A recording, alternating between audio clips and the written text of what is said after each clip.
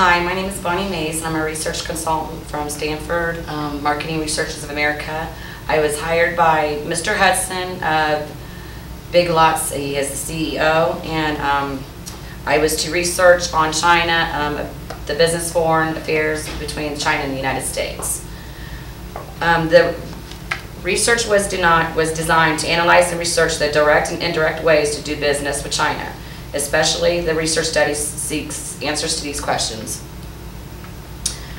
These areas are social customs, concepts of time, family life, political patterns, value systems, house, clothing, food, workforce diversity, and economic business institutions. The Stanford Marketing Researchers of America commissioned this research on China. Before authorizing the research, we wanted to make sure that we covered most of the details that Mr. Hudson was looking for.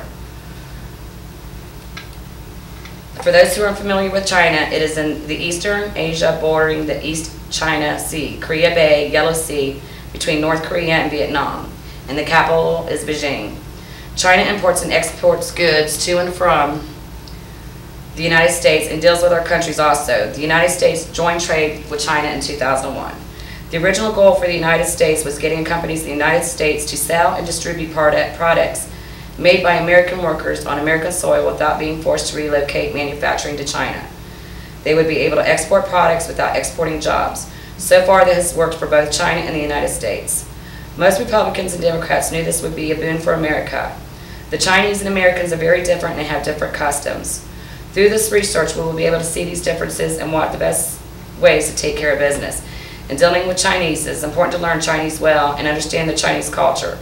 Knowing how to handle some situations may not be easy because this American approach, which is inappropriate in a direct society may be inappropriate in an indirect society.